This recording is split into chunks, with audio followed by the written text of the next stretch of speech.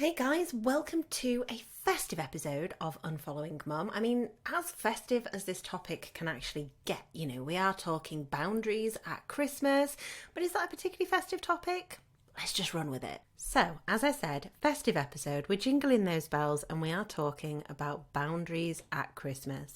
Earlier on in the week, I popped a little question box on my personal Instagram, which is Toby and Rue, and on the Unfollowing Mum page, which is unfollowing_mum. And I do put these question boxes up every so often. So if you ever want to ask a question or be involved, you're always welcome to send a message over there or take part in these. But this one in particular was about boundaries that have either been ignored or crossed at Christmas, and if there were any boundaries that you wanted help to navigate and some advice on. So it's going to feel a bit of an agony aunt style situation today, I think. But I'm also really mindful that I would like this to be validating for people in some way, because often, and that's the purpose of the whole podcast, isn't it? But often when it comes to boundaries that are crossed at Christmas or things that we experience that are really frustrating and really challenge how our relationship looks with our parents and family members, we often think that we're alone in that, or that maybe we are being dramatic as they say we are. So hopefully hearing other people talking about the frustrations and the boundaries that they've set in place and that have been crossed will let you know that actually no, that's perfectly valid to feel frustrated by that. That's perfectly valid to feel annoyed or overwhelmed, or for those little things to have that damage on the relationship, because as we've said before, when it comes to relationships, it's often death by 1,000 paper cuts, and it might not be one big dramatic thing that, some of the boundaries that have been sent to me are quite big boundaries that have been set in place that have been completely ignored. Others are what might seem on the surface quite small things, but that have huge impact when they're all combined together. So hopefully listening will be a validating experience for you during Christmas, which is always a challenging time anyway. So I thought I would start off with gift giving at Christmas. And obviously I have so many different things, but I have selected a few that I wanted to read out to you. And I'm going to do this anonymously, as I always do with these question boxes. But one of the things that kept coming up was the buying of gifts and certain presents. So somebody had written, buying loads of crap for my children every year. Giving our kids certain gifts, foods, whatever, without checking in with us first. Endless amounts of Christmas gifts, and I'm never listened to when I ask for it to be limited. Someone else had written, do not gift my kids 5 bin bags full of toys each. Please, less is more. And I keep asking. Another one that came up quite often is when I've told them not to buy any more presents because I don't have space and the kids don't need them, they still do, and I'm ignored. Seeing people who want to gift things to my kids, how do I say, no, fuck off, it's family Christmas time? Gifting presents when I live in a tiny flat. It's become a joke and they get the kids bigger and bigger presents on purpose, knowing I don't have room. Not getting the kids crap that they just don't need. I try to send lists respectfully and it's completely ignored. Another one that came up that's kind of in this gift-giving arena was my mother-in-law putting from Santa on presents from her when we've said only we do Santa gifts, and that's how we explain it to our children. And another one that came up that's kind of on a similar vein, but I think is telling of how parents who don't respect you as individuals will overstep. So parents buying things that they know the kids aren't into, thinking they should be into other things. Someone had actually sent me a longer DM about this particular thing of buying the kids things that they know they aren't into because they think they should be into other things. And in this particular situation, the parent was very much into farming and wanted the children to go into farming. So they would buy the daughter things that were horsey, stables, that kind of thing, and the boy things that were tractors and farmyards and that sort of thing. But neither of them had any interest whatsoever in farming, and both of them had kind of aged out of that toddler phase where they showed interest in those kind of things or could show interest in those kind of things. But because it didn't align with what the parent wanted, well, therefore it didn't matter. We were going to send you this because this is what we think you should be into. So I think that kind of highlights the frequency of how often this buying presents for your kids around Christmas cropped up, and how very quickly it falls into the category of being weaponized. You know, the buying presents, even though I live in a tiny flat, and I am begging for them not to buy big things because I have no space for it. But instead of that being respected, it's become somewhat of a funny joke to make your life difficult. And that's so common to see. And I wanted to read those out specifically, even though they are almost all exactly the same, because I think it highlights how genuinely so many of us are having the similar issues. And when it comes to present giving, you are very quickly told you're just being ungrateful. You know, you might have had some feelings come up there when people were talking about their kids being bought so many presents, especially if your kids are completely ignored by grandparents, thinking, well, hang on a minute, at least be grateful that they're doing this. But the problem is when you have said, I don't have the room for it, or that's not how I choose to parent, it's the fact that that's not respected that the issue lies in, not because your child's actually being bought lots of things. It's because you've specifically said, that's not how I'm going to parent. I only want to have one or two things. We teach our children that we do it from Santa and that the rest of the presents are from other family for whatever reason that might be. And you don't have to give reasons for these boundaries to be in place for you to say, please only get them one or two presents from this list. That's not you being difficult or awkward. That's simply knowing what will fit within your family, and that's absolutely okay. And it doesn't mean that you are ungrateful if you're finding it really frustrating that your boundaries have been overstepped. Far from it. And what we quite often find as well is that not only are your boundaries being dismissed when it comes to saying, please don't buy this much, please don't buy something so big, this is what the child would like, could we stick to this list, is a disparity between the way our children are treated. So I did have some DMs from people saying that, you know, my son will be given 3 or 4 presents that might be really expensive, and yet my daughter is given something that's completely inappropriate or age inappropriate, might be the wrong size clothing because no effort was put into asking, or it might be like a voucher for £5 or £10, whereas my son's had £100 spent on him. And it's impossible to get them to understand that as grandparents, please treat them equally. And it doesn't matter if that means, you know, you are getting them something that's much smaller so that you can get them both something equal. Just treat them equally. So I'm not having to sit down with a child and explain, oh, it's not because grandma doesn't like you. It's just because she maybe didn't think it through, or try and patch over it.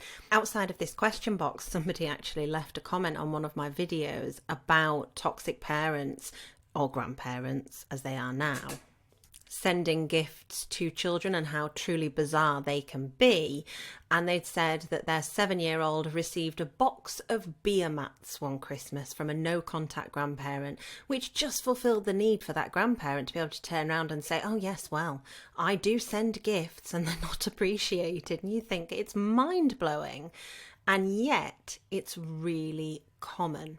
So let's condense some of these down, looking at buying things that they know are not liked, or buying too many things that are too big. I think we could all bunch those into one set boundary.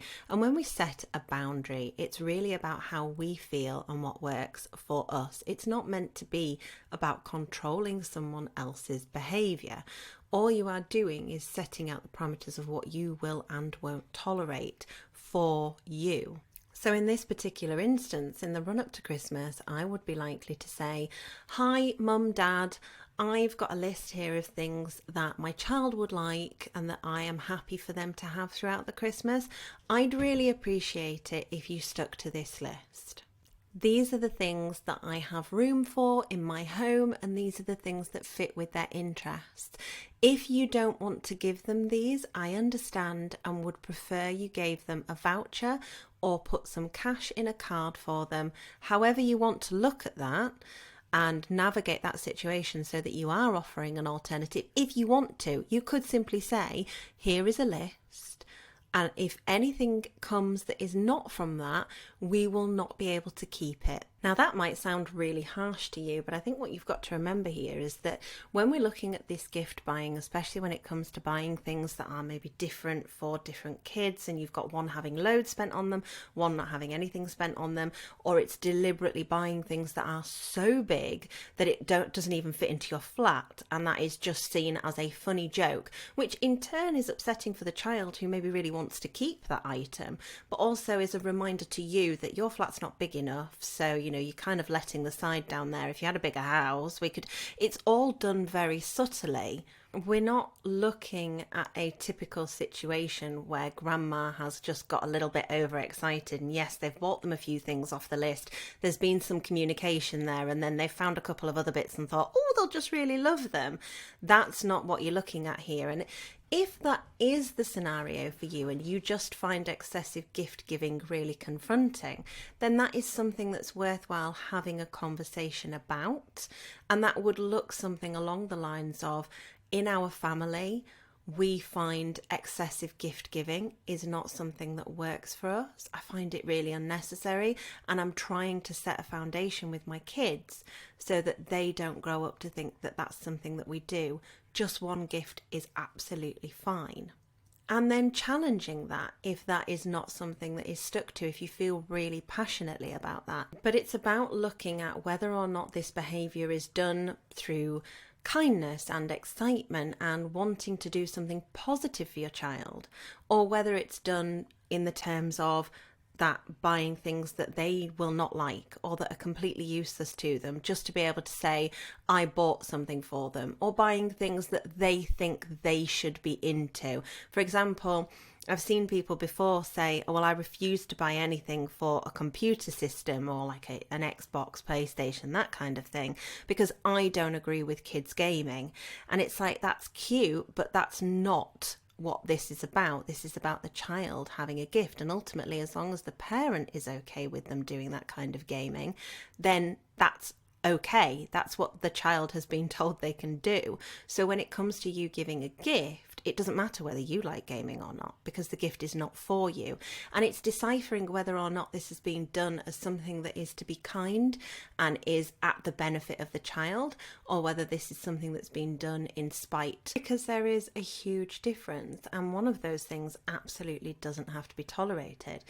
And as much as you might set this boundary, if it is overstepped, that is the point at which you have that conversation. Again, to reiterate, you as a parent are allowed to decide what your child does and doesn't have. You are allowed to decide what fits within your house. And that doesn't mean that if your toxic parent, the grandparent, decides to buy something that hasn't been pre-agreed, and that doesn't necessarily mean that everything has to go through you and you're being a control freak. It simply means that if you have said, here's a couple of things that I would like to suggest,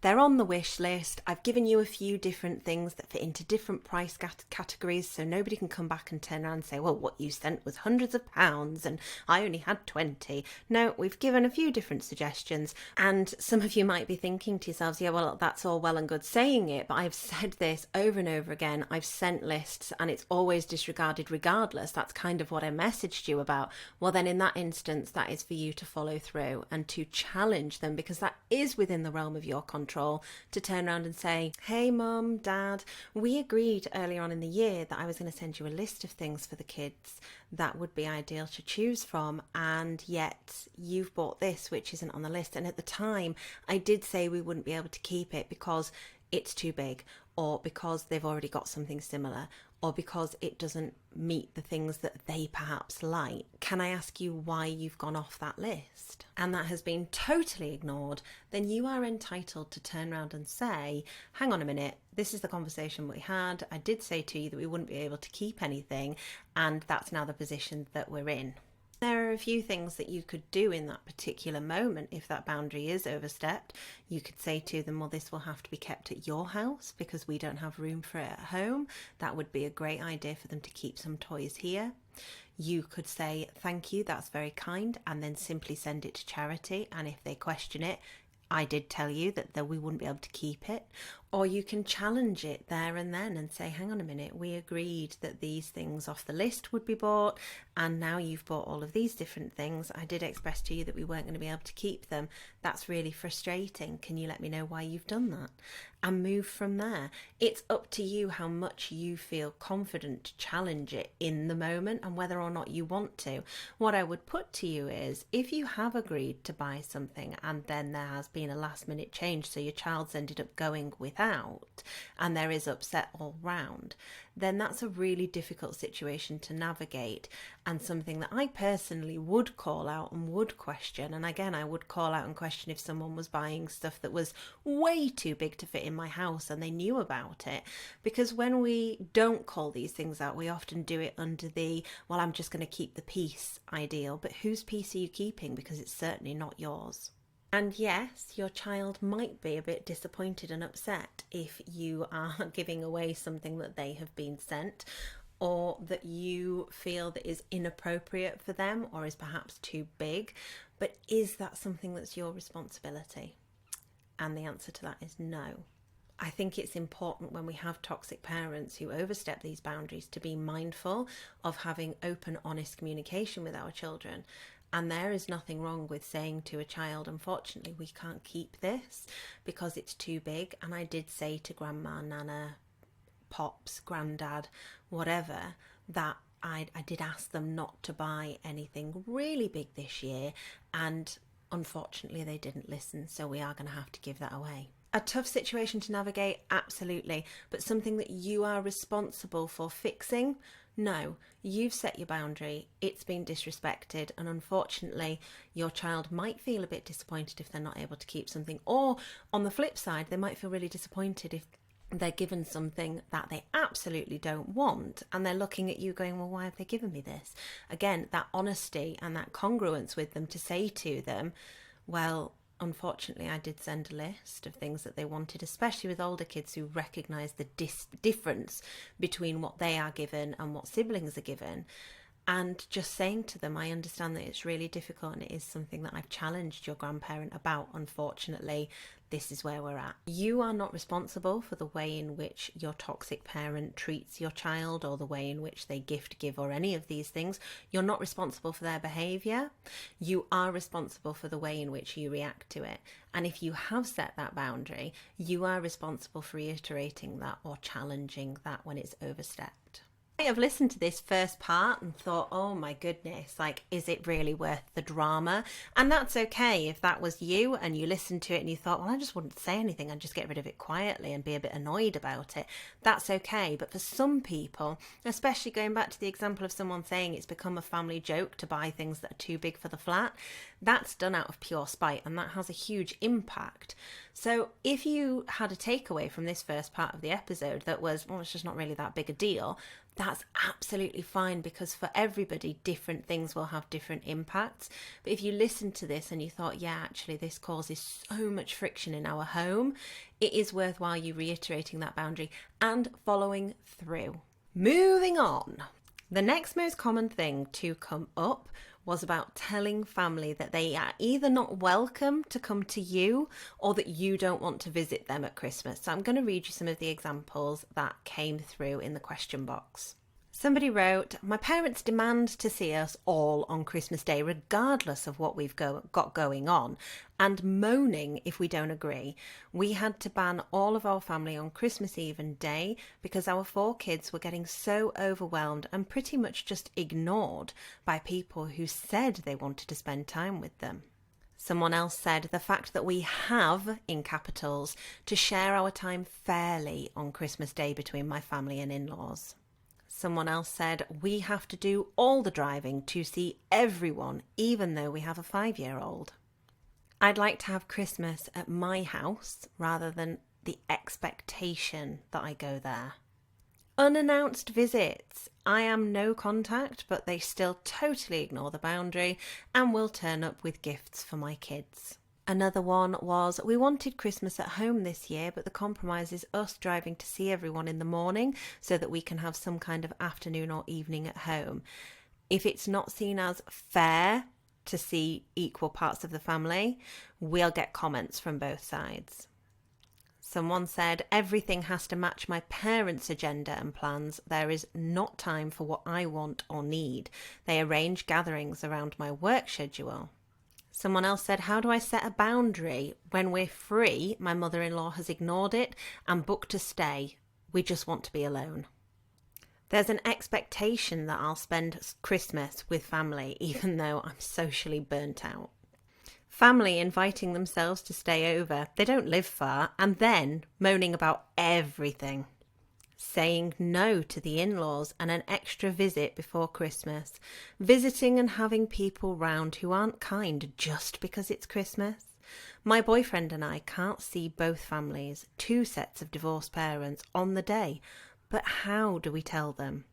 My mother-in-law comments on all the DIY jobs we have started but haven't finished around the house. So what you can see from all of these is that there's a real frustration in creating those boundaries around people coming, and sometimes even when we do create those boundaries, them being totally ignored.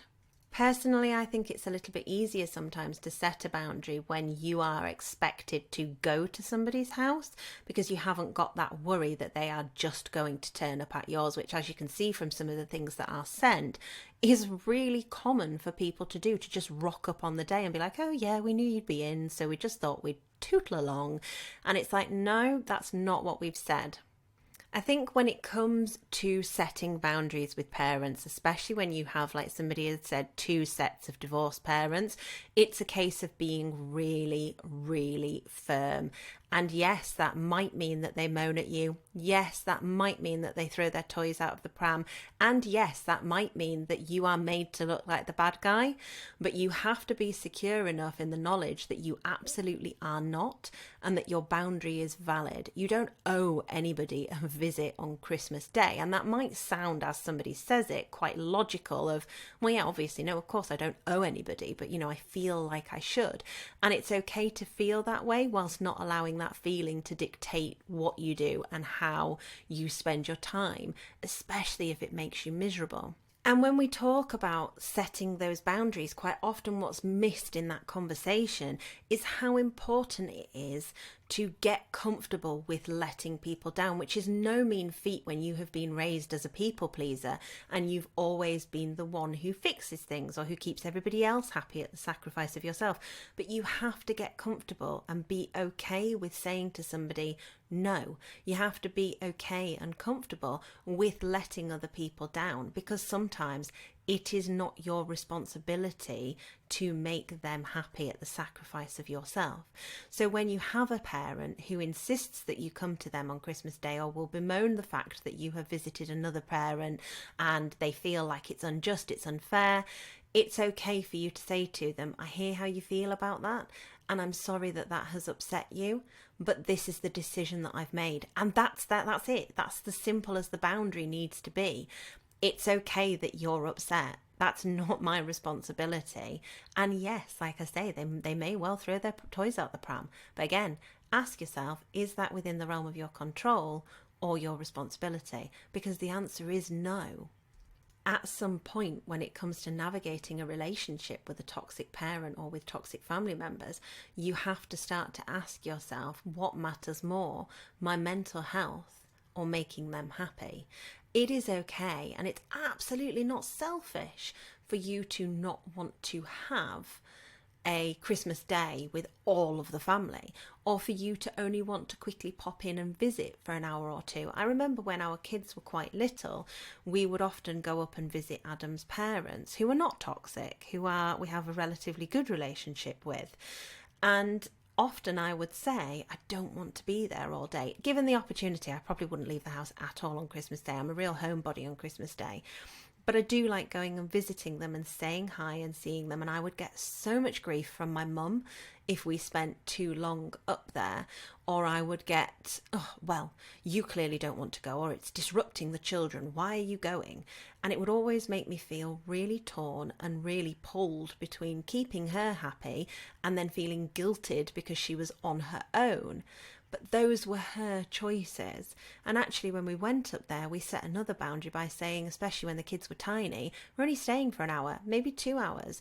And yes, it might be wonderful and you're expecting us to stay for the evening and you've done a big buffet. And we love that. But we're going to have the buffet a bit early because we need to get back to get the kids in bed. And it might be Christmas Day, but they're tiny. And I don't want the rest of my Christmas Day ruined, or Boxing Day when I'm on my own because Adam goes off to watch football, made really difficult with screaming toddlers who are enjoying absolutely nothing because they're so exhausted.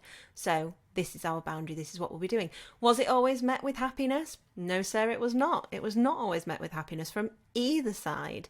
But I tell you now, it was met with kids who were not so overwhelmed the next day. It was met with me who was not so overwhelmed the next day. And in hindsight, some of the ways in which I would put boundaries in place with my in-laws were because of the way that my mum was behaving and were at a detriment to myself. We spend a lot more time there now on Christmas Day, Christmas afternoon, and I love it. And the kids love it. And I think that's really valuable to us as a family. However, I feel secure and confident enough that if I were to turn to them and say, we will just be having a family Christmas at home this year, we will not be doing any visiting, we will see you on XYZ, we might see you on New Year, we might see you in the Betwixtmas, we might see you Boxing Day or Christmas Eve, whatever that would look like, but we will not see you on Christmas Day.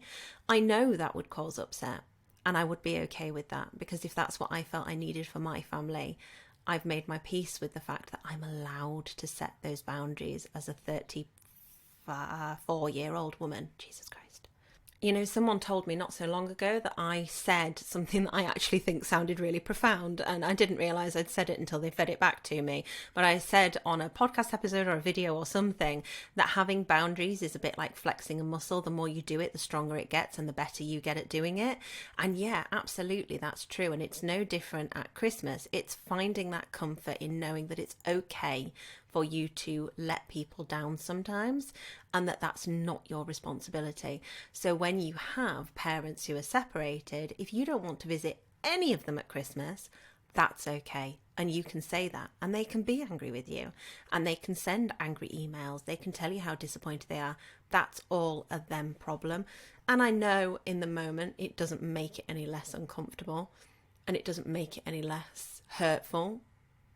But I always think it's worth noting that if someone's reaction to your boundary is so vicious, that speaks volumes about what kind of person they are and how they choose to communicate. Because if they're sulking or they're nasty or they're not speaking to you, any of these things, that's about them. It's not about you. And that leads into another thing that somebody had sent through about saying no at Christmas, very similarly to saying no to going visiting, but also saying no to other things like, no, please don't bring more food for the Christmas table. We've got allergies here. No, please don't do that. That's not acceptable. Somebody had commented that their mother spends a lot of time making really derogatory or nasty remarks about her in-laws and her husband's family, and she doesn't really know how to say that's not acceptable, because whatever she does say, mum comes back with, well, I'm entitled to have an opinion. And here's the thing, we've all heard the old adage of everyone's got an opinion, just like everyone has an arsehole, but we don't all need to share it, show it, talk about it, hear about it. However, when you have a toxic parent, they're very much of the opinion that you absolutely need to hear about all their opinions. And for them, gossiping is a way of getting that validation, of knocking other people down. And that's really frustrating when you are the one that stood there saying, hang on a minute, I don't want to hear about this. One of the things that I recommend to clients in this situation is what we would call grey rocking. Grey rocking, or known as the grey rock method, is where you act in a deliberately unresponsive or unengaged way so that the person who is trying to gossip or trying to get a rise out of you loses all interest in doing so. And it's not to be confused with stonewalling, which is usually, it's a way of saying silent treatment. It's a type of manipulation. Grey rocking is very different. So it's not silent treatment, but it is really effective in stopping toxic people in their tracks, because if they're not getting the response from you, then it's pretty boring one-way conversation, isn't it? And yes, someone can go on and on and on, especially when they're incredibly narcissistic, and they don't need a response from you necessarily. They're quite happy to just keep going by themselves, but you actually find yourself stepping back when you consciously make the choice to be unresponsive or disengaged from the conversation.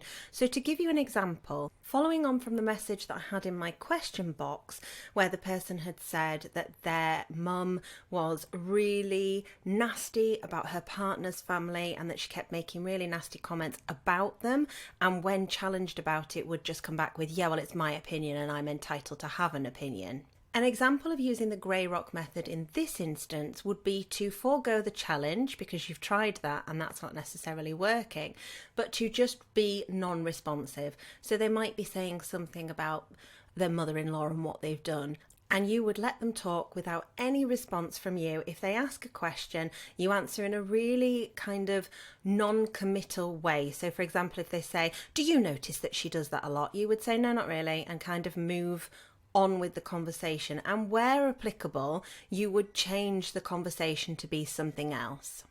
And I would love to say that I used to do this a lot with my own mum, who was really fond of bad-mouthing my mother-in-law. She deeply hated that I was forming any kind of connection with my mother-in-law, but I didn't. I was very much taken in with the, oh, well, we don't like her kind of vibe. And I adore my mother-in-law. She is a wonderful person. But at the time, anything to please my mum, and at the sacrifice of the wonderful relationship that I now have with my mother-in-law, including boundaries that are necessary for our relationship. How I would handle that now is completely different to how I would have handled it when I was so enmeshed with my mum. But yes, you can challenge that behaviour, and when someone says, well, that's just my opinion, say, yeah, well, I'm not interested in hearing it, and move on with the conversation.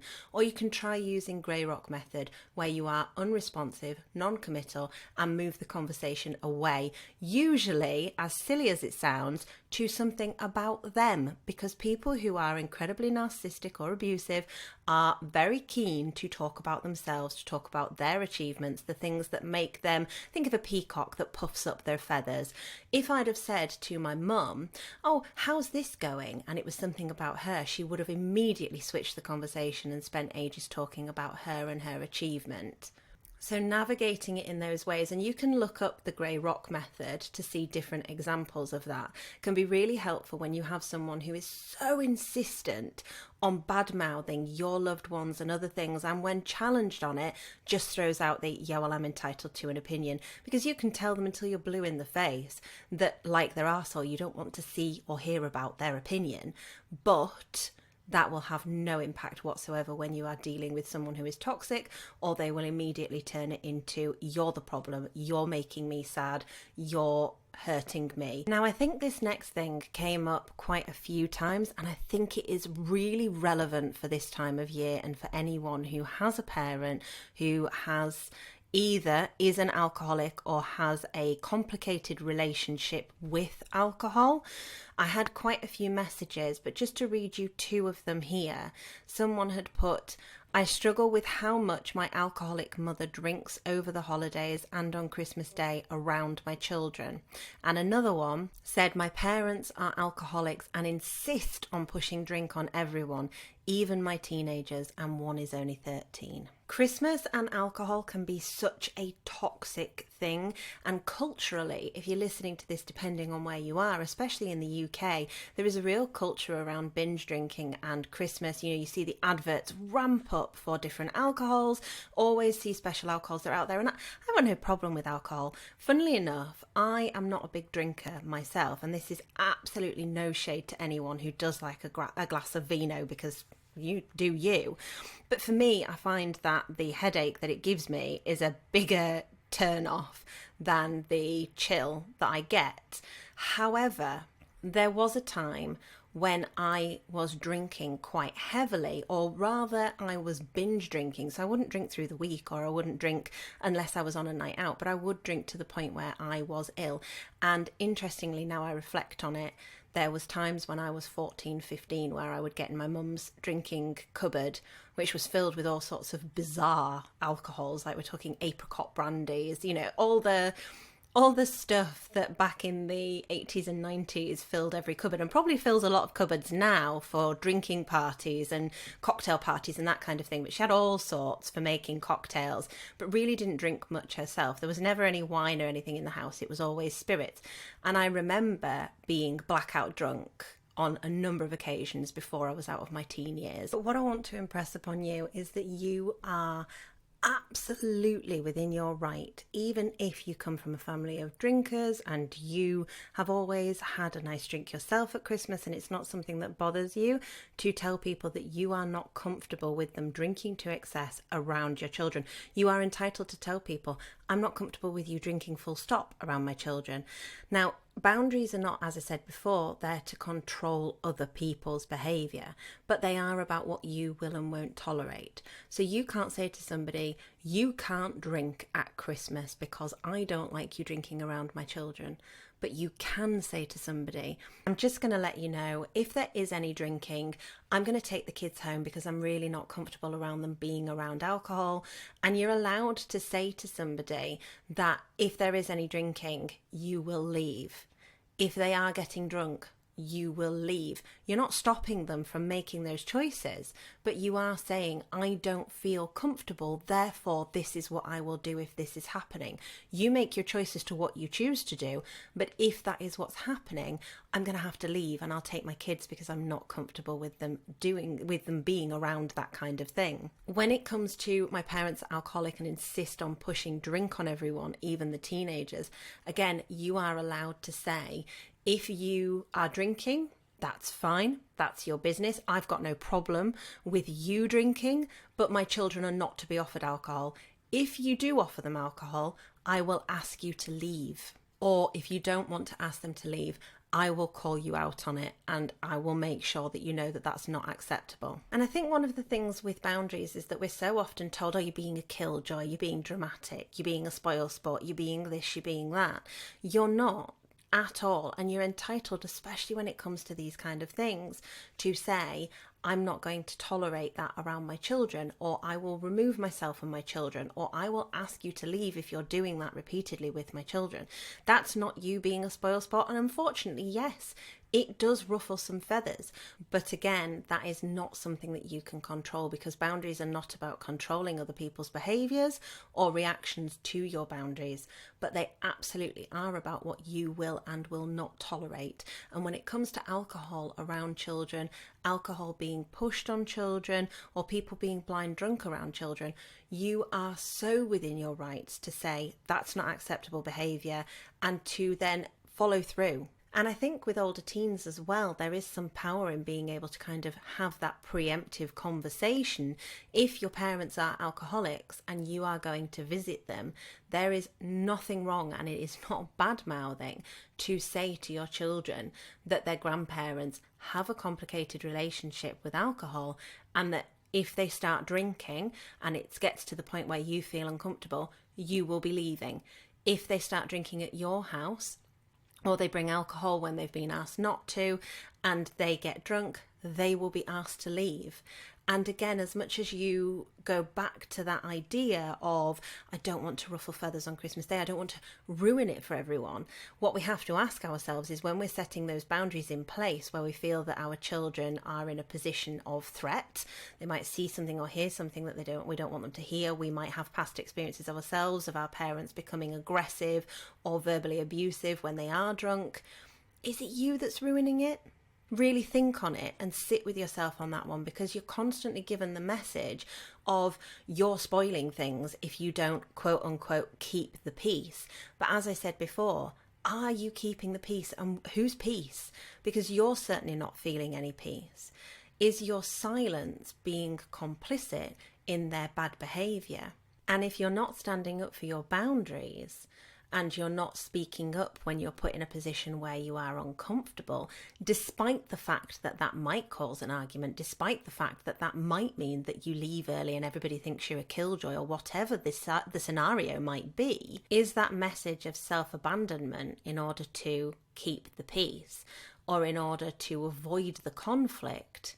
Is that a message that you want to send to your kids? On a final note, I had quite a few people message saying that they really struggled with parents forcing physical contact on children. So insisting upon hugging, maybe they don't want to greet with kisses and hugs and that kind of thing. Maybe they've had a baby and they don't want baby being kissed and hugged, but that is just not respected. And when they say, no, you don't have to hug, you don't have to kiss, then they are told that they're the ones that are causing the problem. Somebody had written, hugs and kisses being forced, even though my daughter said no, and I say she doesn't want to, I'm just ignored. This is such a common one. And it's one that is incredibly frustrating as a parent. My biggest tip here is to empower your children in saying no, and then standing behind them in that no. I think, again, it goes back to getting comfortable with letting people down and getting comfortable with stepping between your child and the other person and saying, please don't touch them. They said no. I've said no. Respect that. And if that causes an argument or that causes upset, again, asking yourself that question of, is that within the realm of your control? Because you politely said, no, thank you. Your child politely said, no thank you, and it's been dismissed and ignored. So now it's a firm and resounding absolutely not. And you're entitled to do that. That is not you causing a problem or teaching your child to be disrespectful. But sometimes when it comes to boundaries and it comes to reaffirming them and being really strict with them, it's okay that you upset people. And it's okay if everybody looks at you and thinks, oh gosh, they're just causing drama for drama's sake. Cause that drama. If your child doesn't want to be touched and you've said no, they've said no, and it's still ignored, you have every right to step in between that child and that adult and say, hang on, they said no, please respect that. I want them to understand that they are allowed to say no, and if they don't want to hug, that's okay. And you can say it with a smile. It doesn't have to be confrontational. But the comeback from that is simply no. It's not up for discussion. And that actually in and of itself is setting a boundary. I saw a fantastic quote a couple of weeks ago that said something along the lines of, we're not discussing my emotions here. My feelings are not on the table for discussion. And that's absolutely the case in this. You're not discussing whether or not your child wants to be hugged. The fact that they don't want to be hugged is not up for discussion. That has been a resounding no, end of discussion. And that if that upsets somebody, then that upsets somebody. I think the thing with boundaries, and especially at Christmas time, is we have to get over this idea that we are somehow bad for setting them, or that we are somehow bad if we let someone else down. Because we're always going to let somebody down at some point. But you've got to ask yourself, are you okay with it always being you that lets you down, that doesn't back yourself, that self-abandons to try and please a toxic parent or family member? Are you okay with it always being you? Okay, guys, thank you so much for listening to today's episode. I hope that it has been useful, if only in validating that these experiences are shared across many. It's not something that only one or two of us are experiencing. It's a whole minefield of toxic behaviour, but that is always so common. So whatever you might think you're experiencing at this time of year, you are not alone in it. If I have managed to give you some tips on how to set those boundaries, then that is absolutely wonderful. Just remember that boundaries are not about controlling other people's behaviour. They are about your reactions to other people's behaviour and what you will and will not tolerate around you. They're about choosing you and making your peace with the fact that sometimes people won't like that, and that's absolutely okay. Speak to you next week. Bye.